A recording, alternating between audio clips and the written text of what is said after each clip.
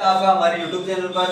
और आज हम लोग बेसिक बायोलॉजी क्लास 30 का पार्ट 2 देखने वाले हैं, जिसके अंदर पढ़ेंगे विटामिन। विटामिन की परिभाषा आपने पिछले वाले वीडियो में देख ली थी। अब अपन देखते हैं प्रमुख विटामिन कौन से हैं और उनकी कमी से कौन सा रोग होता है और उनका रासायनिक नाम क्या है। यह चीज वेरी मोस्ट है। विटामिन का जो रासायनिक नाम है वो बहुत ज्यादा मोस्ट इंपोर्टेंट है और 10th और 12th तक ये यहाँ से क्वेश्चन पूछे जाते हैं और कंपटीशन के जो एग्जाम है वहां पर भी इनके क्वेश्चन पूछे जाते हैं। तो थोड़ा ध्यान से देखें। सबसे पहला जो विटामिन है वो है विटामिन ए। विटामिन ए की कमी से रोग होता है रतौंधी। विटामिन ए की यदि अपने शरीर के अंदर कमी है तो उसकी कमी से जो रोग होता है वो है रतौंधी। और इसको रात का अंधापन भी कहा जाता है। रात का अंधापन यानी इस रोग का जो व्यक्ति है उसको रात्रि में या कम प्रकाश में देखने में दिक्कत आती है, यानी वो ढंग से देख नहीं पाता।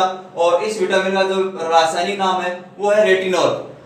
विटामिन ए का जो रासायनिक नाम है वो है रेटिनॉल। उसके बाद हम बात करते हैं दूसरा जो विटामिन है वो है विटामिन बी और इसको विटामिन B1 भी कहा जाता है। इसी कमी से रोग होता है बेरी-बेरी। विटामिन बी की कमी से रोग होता है बेरी-बेरी और इसके जो सामान्य लक्षण है वो है कमजोरी,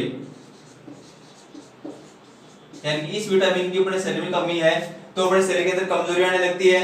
और इसका जो रासायनिक नाम है वो है थायमिन। विटामिन बी का रासायनिक नाम है थायमिन।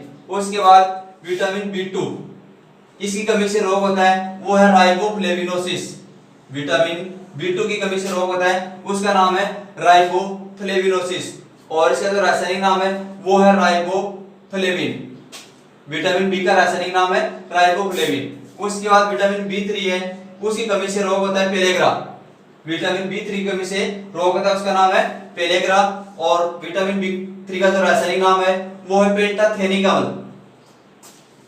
पेंटाथेनिक अम्ल। उसके बाद अगला जो विटामिन है वो अपना विटामिन सी और विटामिन सी की कमी से रोग होता है स्कर्वी। स्कर्वी नामक जो रोग है वो विटामिन सी की कमी से होता है। और इस रोग के रोगी को दांत से संबंधित जो भी दिक्कत है, दांत से संबंधित जो भी विकार है वो विटामिन सी की कमी से होते हैं। यानी कि बड़े मसूड़ों के अंदर दर्द है, दांतों में दर्द होना, दांतों का टूटना है, मसूड़ों से खून आना है, ये सारी की सारी जो समस्या है वो विटामिन सी की कमी से ये कारण होता है। और इसका जो रासायनिक नाम है वो है एस्कॉर्बिक अम्ल। विटामिन सी का रासायनिक नाम है एस्कॉर्बिक अम्ल। अगला जो विटामिन है वो है अपना विटामिन डी। विटामिन डी की कमी से होता है रिकेट्स नामक रोग। विटामिन डी की कमी से रिकेट्स नामक रोग होता है। इसके अंदर आते हैं हड्डियों से संबंधित विकार। इस विटामिन की कमी में अपनी जो हड्डियां वो भंगुर प्रकृति की हो जाती है, टेढ़ी मेढ़ी हो जाती है या टूटने लग जाती है। और इसका जो वैज्ञानिक नाम है वो है कैल्सीफेरॉल। विटामिन डी का रासायनिक नाम है कैल्सीफेरॉल। उसके बाद अगला आता है विटामिन ई। तो विटामिन ई की कमी से जो रोग होता है उसका नाम है नपुंसकता। विटामिन ई की कमी से जो रोग होता है उसका नाम है नपुंसकता। नपुंसकता अर्थ है कि जनन क्षमता में कमी। भाई कोई नपुंसक व्यक्ति है तो यानी कि उसकी जनन क्षमता में कमी आ जाएगी और वो जनन नहीं कर पाएगा। इसका जो रासायनिक नाम है वो है टेकोफेरॉल। विटामिन ई का रासायनिक नाम है टेकोफेरॉल। और अगला जो विटामिन है वो अपना विटामिन के, जो सबसे मोस्ट इंपोर्टेंट है। इसकी कमी से क्या होता है कि जब भी चोट लगती है, चोट लगने पर अपने रक्त का थक्का नहीं जमता। विटामिन के की कमी से रक्त का थक्का नहीं जमता है और अविरल रक्त बनने के कारण, यानी कि जैसे चोट लगेगी तो अपने रक्त का थक्का नहीं जमेगा और थक्का नहीं जमेगा तो लगातार अपना खून बहता रहेगा और खून बढ़ने से व्यक्ति की मृत्यु हो जाती है। और इसका जो रासायनिक नाम है वो है फिलोक्विनोन।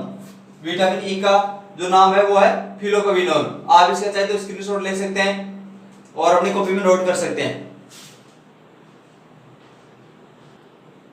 अगला आता है विटामिन प्राप्ति के स्रोत। तो बड़ा जो विटामिन ए है उसके लिए कौन कौन से खाद्य पदार्थ खाएं कि बड़े को विटामिन ए की प्राप्ति हो जाए। तो विटामिन ए की प्राप्ति के जो स्रोत है वो सबसे पहला है गाजर, दूसरा है दूध, अंडा और फल। ये चीजें पर खाते हैं तो इससे अपने शरीर के अंदर विटामिन ए की पूर्ति होती है। उसके बाद दूसरा आता है विटामिन बी।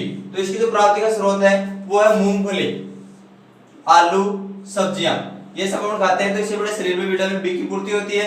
उसके बाद विटामिन सी, यानी कि जितने भी जो खट्टे फल हैं जैसे आंवला है, नींबू है, संतरा है, ये सभी के सब विटामिन सी के स्रोत हैं। अगला आता है विटामिन डी। इसकी जो प्राप्ति का स्रोत है वो है सूर्य का प्रकाश, यानी कि सुबह सवेरे जो सूर्य किरणें होती है वो उनसे बड़े को विटामिन डी मिलता है। इसके अलावा दूध और अंडा वो भी विटामिन डी के स्रोत है। अगला आता है विटामिन ई, तो उसका जो प्राप्ति का स्रोत है वो है हरी सब्जियां, जितनी प्रकार की अपनी हरी सब्जियां हैं वो विटामिन ई का स्रोत है। मक्खन और दूध ये भी विटामिन ई के स्रोत है। उसके बाद आता है विटामिन के, तो विटामिन के की जो प्राप्ति का स्रोत है वो है टमाटर, हरी सब्जियां और दूध। अब अपन एक चीज देखें तो दूध है उसमें कॉमन आ रहा है, यानी कि विटामिन ए के अंदर भी आ रहा है, और यानी कि लगभग जो अपने विटामिन उनकी प्राप्ति का स्रोत है वो दूध है, तो इसलिए अपने को दूध है हमेशा सुबह शाम पीना चाहिए, जिससे अपने शरीर में सारे के सारे विटामिन की पूर्ति हो जाती है। उसके बाद हम देखते हैं संतुलित आहार, यानी कि सारे के सारे जो पोषक तत्व थे वो मिलने से अपना बनता है संतुलित आहार। संतुलित आहार की परिभाषा होती है वह है भोजन जिसमें सभी पोषक तत्व उपस्थित हो, उसे संतुलित आहार कहा जाता है। और यदि अपने शरीर में संतुलित आहार नहीं मिल पाता अपने शरीर को, या किसी न किसी पोषक तत्व की कमी रहती है, तो अपन शिकार हो जाते हैं कुपोषण के। अपन कुपोषण के शिकार हो जाते हैं। कुपोषण किसे कहा जाता है, यानी कि लंबे समय तक हमारे भोजन में एक से अधिक पोषक तत्व की कमी हो तो उसे कुपोषण कहा जाता है। और प्रमुख जो कुपोषण है वो है अपना प्रोटीन कुपोषण और विटामिन कुपोषण, ये मुख्य कुपोषण है। और प्रोटीन की कमी से दो रोग होते हैं, एक रोग है क्वासी और कोर। एक जो रोग है वो होता है क्वासी और कोर, और दूसरा जो रोग है वो है मेरस्मस।